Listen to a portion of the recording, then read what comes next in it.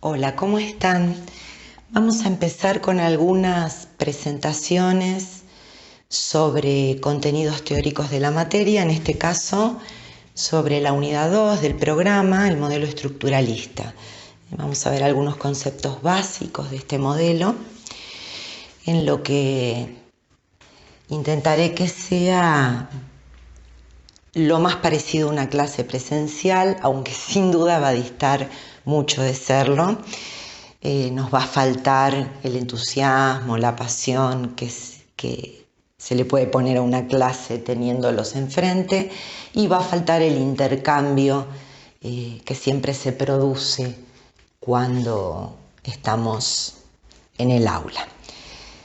Pero bueno, veremos qué sale y esperemos que sirva para ir entendiendo, accediendo un poco más fácilmente a algunos de los conceptos más importantes de la materia.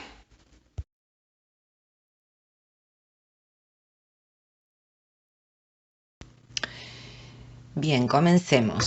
Lo que conocemos hoy como modelo estructuralista empieza a tomar forma a principios del siglo pasado con una serie de cursos que da Ferdinand de Saussure en 1906 y 1911, que después algunos de sus discípulos publican en 1916 en lo que hoy conocemos como el curso de Lingüística General. En esta clase vamos a abordar fundamentalmente la delimitación y caracterización del objeto de estudio de la lingüística. Vamos a caracterizar las principales propiedades del signo lingüístico como unidad de la lengua y vamos a ver algunos aspectos relacionados con la diacronía y la sincronía en los estudios del lenguaje.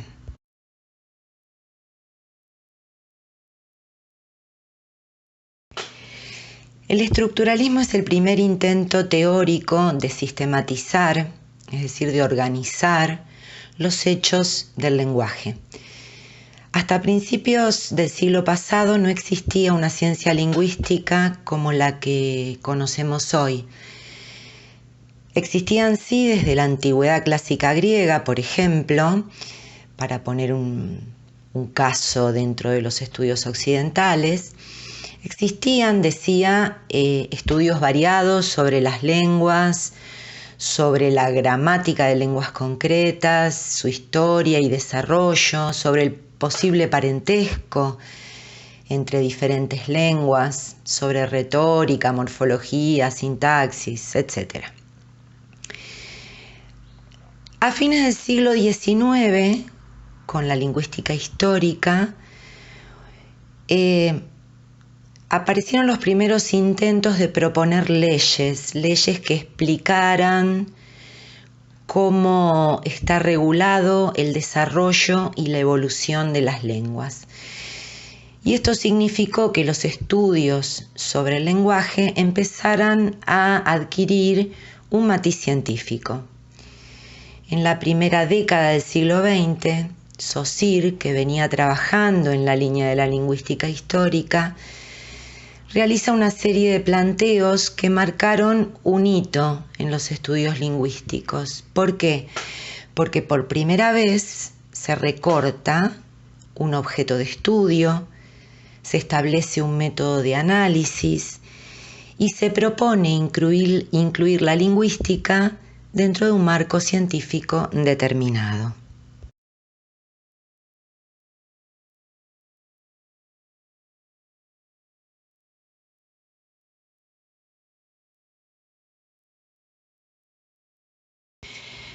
Una de las primeras ideas claves que aporta Saussure es que la lingüística, a diferencia de lo que ocurre con otras ciencias, no tiene un objeto de estudio que esté dado de antemano, sino que va a ser el punto de vista que adoptemos lo que va a determinar cuál es el objeto de estudio.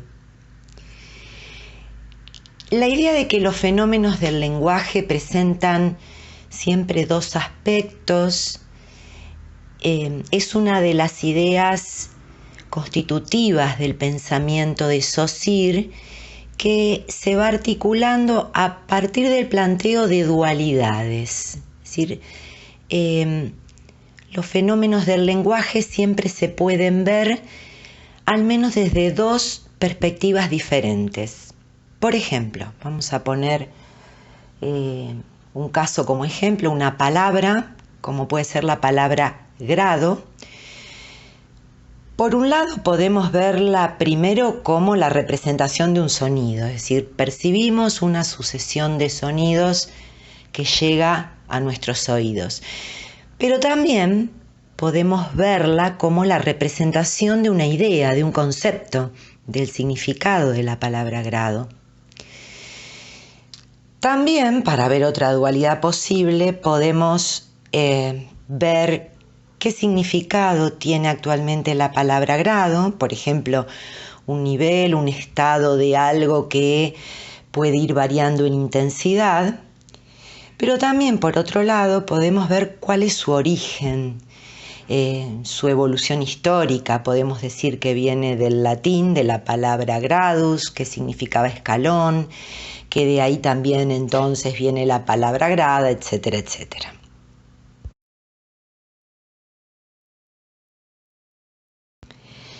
A partir de este primer problema, es decir, que no tenemos un objeto de estudio que esté dado de antemano, dadas las series de dualidades que presentan los fenómenos del lenguaje, Saussure propone delimitar, recortar un objeto de estudio que es lo que él va a llamar la lengua.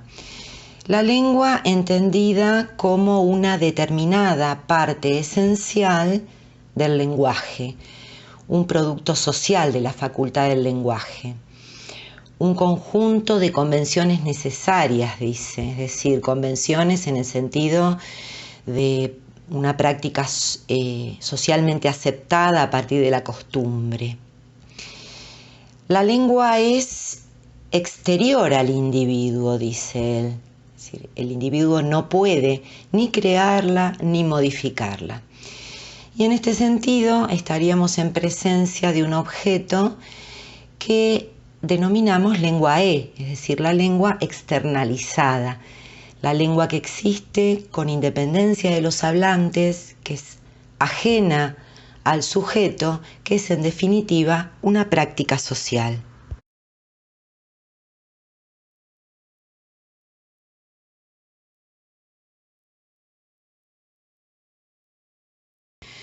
Para caracterizar el objeto lengua, Saussure lo pone en relación con los conceptos de lenguaje y habla, a los que verdaderamente no les dedica demasiado análisis. Muchas de las ideas que sostenemos sobre el lenguaje y el habla se desprenden de lo que Saussure dice en realidad en relación con la lengua.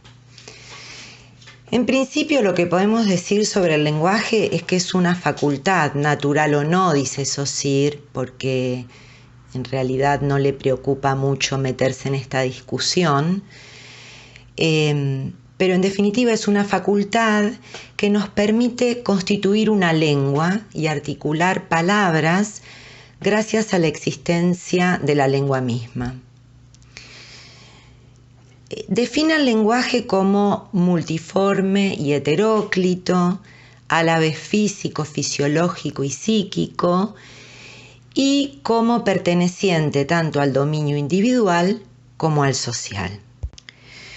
Con heteróclito se refiere a una característica, algo así como que el lenguaje es extraño o poco habitual por todas las dualidades que tiene el fenómeno lingüístico, ¿no?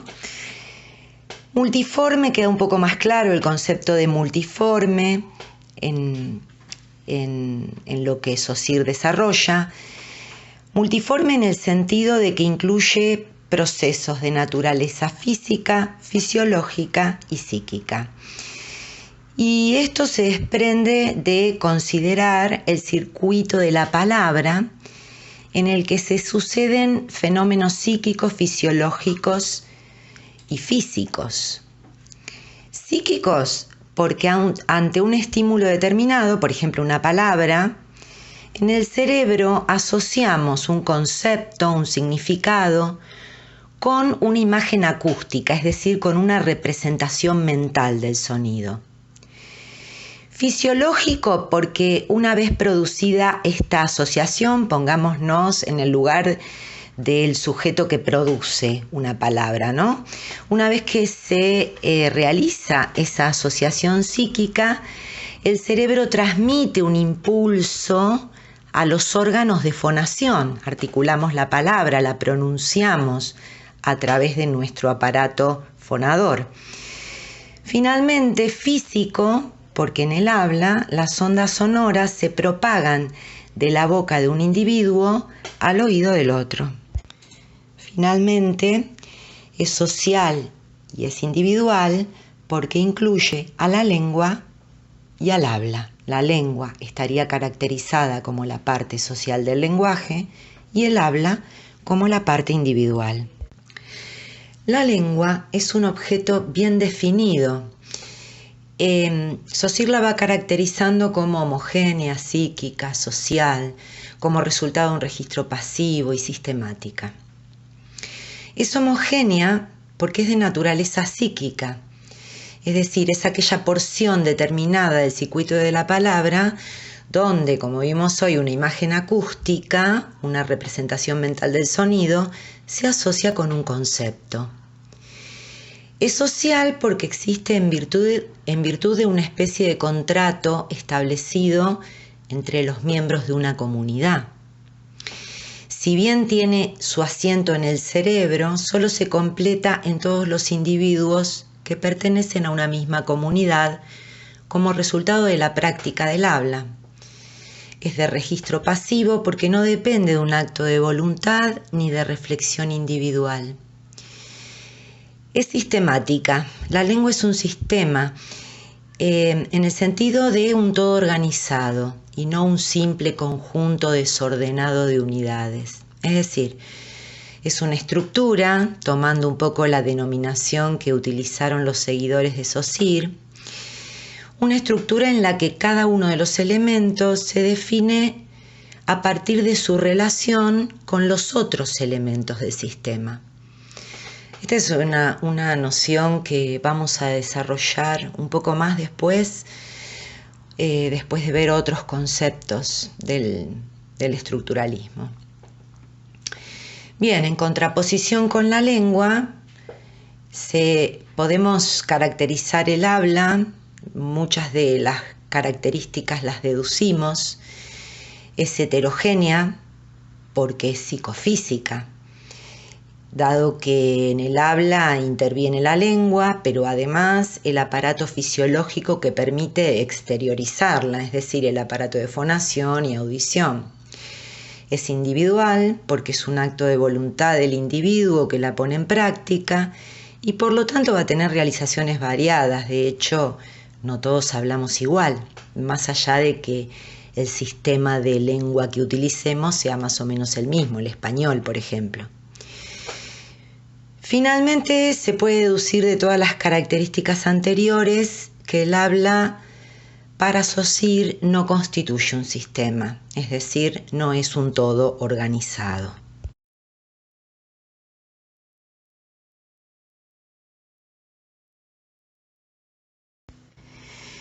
Bien, entonces la lengua es el objeto de estudio y la lengua es entendida como un sistema, o sea, un todo organizado de signos, o sea, la unidad del sistema es un signo. Vamos a ver ahora qué entiende Saussure por signo. Lo define como una entidad psíquica que tiene dos caras, ¿sí? Es psíquica porque se produce en el cerebro la asociación, como ya vimos, de una imagen acústica, es decir, una representación mental del sonido y un concepto.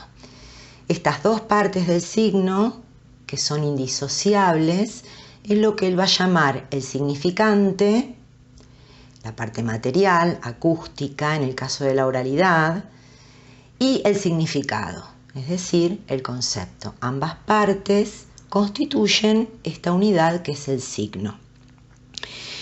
Es importante acá tener en cuenta que lo que Saussure sostiene es que el signo no es la unión de una palabra, de un nombre con una cosa, con un objeto del mundo. Por ejemplo, la palabra, no sé, computadora, que es lo que ahora tengo enfrente, con ese objeto que tengo enfrente, sino que es la unión que se produce en mi cerebro de la representación mental del sonido computadora y de su significado como una entidad, como una representación general y abstracta de lo que puede ser una computadora. Para entender un poquito más qué es esto del signo lingüístico, podemos compararlo con otros tipos de signos de otros sistemas, como por ejemplo los signos gráficos. En el caso de los signos gráficos, como los que vemos acá, la imagen, el soporte material, el significante, es una imagen visual que me remite a algún tipo de significado, como por ejemplo, prohibido fumar, o cuál es la velocidad máxima a la que puedo llegar en una determinada zona.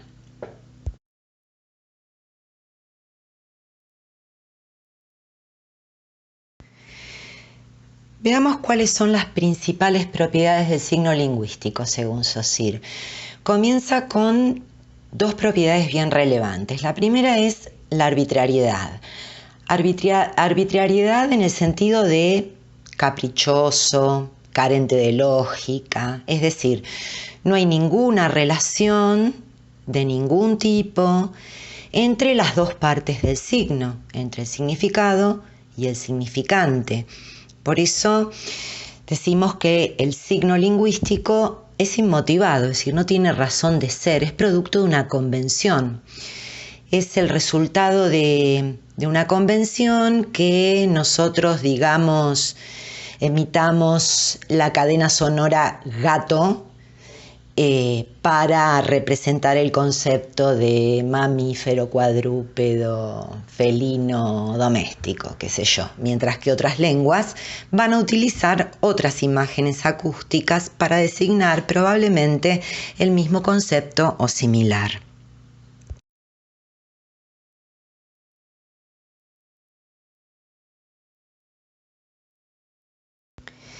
La otra propiedad del signo que destaca Saussure es la linealidad del significante. Es decir, el significante, la imagen acústica, se da en el desarrollo temporal. Es decir, se puede medir solo en esa línea, en la línea del tiempo.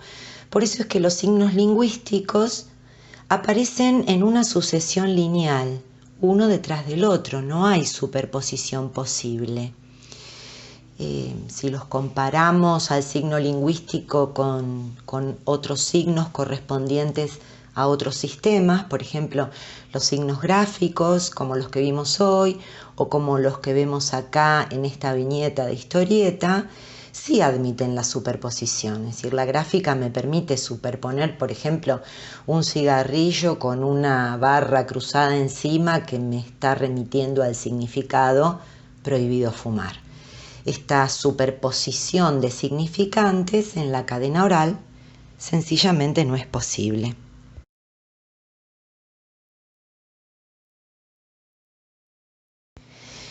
Siguiendo con estas dualidades que veíamos al principio, que son constitutivas de la propuesta de Saussure,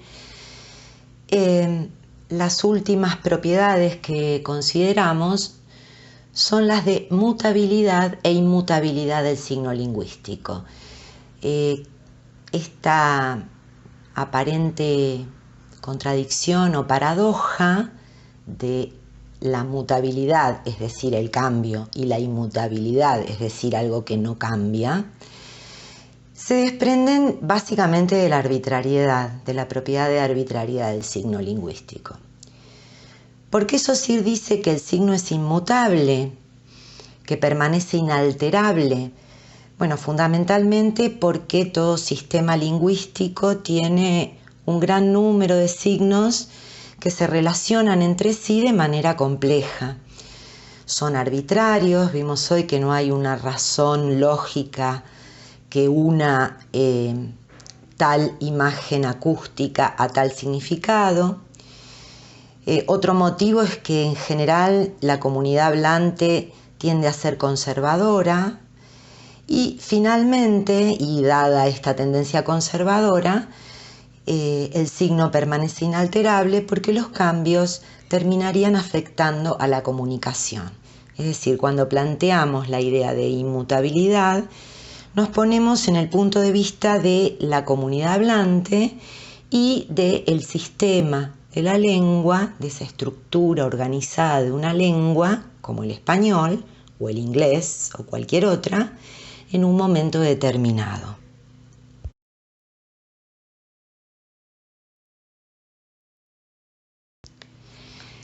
La mutabilidad la podemos observar, o sea, el cambio que sufren los signos, podemos observarlo si nos posicionamos desde el punto de vista de lo individual y lo temporal.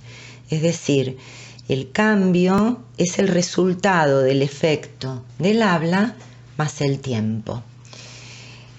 Lo que ocurre es que se produce un desplazamiento de la relación que existe entre el significado y el significante del signo. Es decir, no es que muta todo el sistema, no cambia todo el sistema de la lengua, sino que van cambiando porciones, partes de ese sistema a partir de este desplazamiento que se da con el desarrollo del tiempo entre significado y significante. Por ejemplo, tomemos el significante enervar.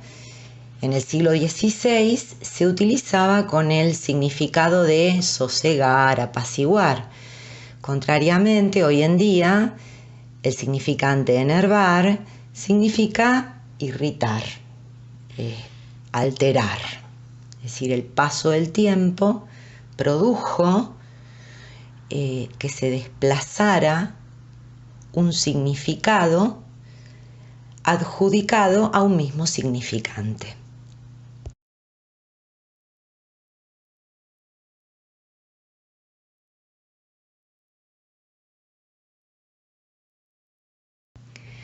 Para ir terminando con esta primera parte sobre el modelo estructuralista, vamos a ver los conceptos de diacronía y sincronía que están muy relacionados con lo que acabamos de ver. Se trata de dos puntos de vista para los estudios del lenguaje, según qué perspectivas adoptemos, siempre siguiendo, ¿no?, con este juego de dualidades que nos plantea Saussure. La diacronía o estudios diacrónicos implica observar los cambios que pueden ir sufriendo partes de un sistema con el paso del tiempo. Es decir, se trataría de ver relaciones sucesivas en el tiempo de ciertos términos que no forman un sistema en sí mismo. Es decir, los cambios ocurren en partes de la lengua, en partes del sistema, no son sistemáticos. Podemos observar, por ejemplo, como vimos anteriormente, qué es enervar, de dónde viene, cómo se usó en tal época, qué cambios tuvo en tal otra, cómo la usamos actualmente, pero bueno, estamos estudiando de alguna manera una parte del sistema. En cambio, la sincronía o los estudios sincrónicos abordan un estado de lengua. Se analizan las relaciones que permiten unir términos que coexisten y que forman sistema en un momento determinado. Es decir, con el estudio sincrónico hacemos un corte en el tiempo, es decir, bueno, vamos a ver cómo es el sistema de la lengua española en el siglo XVII, por ejemplo, o cómo es el sistema del portugués en el siglo XX.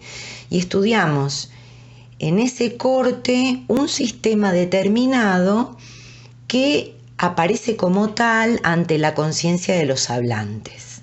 O sea, en realidad los hablantes, cuando hacemos uso de una lengua, no pensamos en de dónde viene el término, qué significó en el siglo XVII, qué cambios tuvo. Hoy veíamos al principio el ejemplo de grado, que viene del gradus latino, que es escalón, que de ahí viene grada. Pero si decimos tiene 38 grados de temperatura, no vamos a pensar en todas esas cosas que tienen que ver con estudios diacrónicos. Por eso, Saussure concluye diciendo que lo propio de la lengua en tanto sistema es lo sincrónico, es decir, importa un estado de lengua en un momento determinado, tal como aparece ante la conciencia de los hablantes.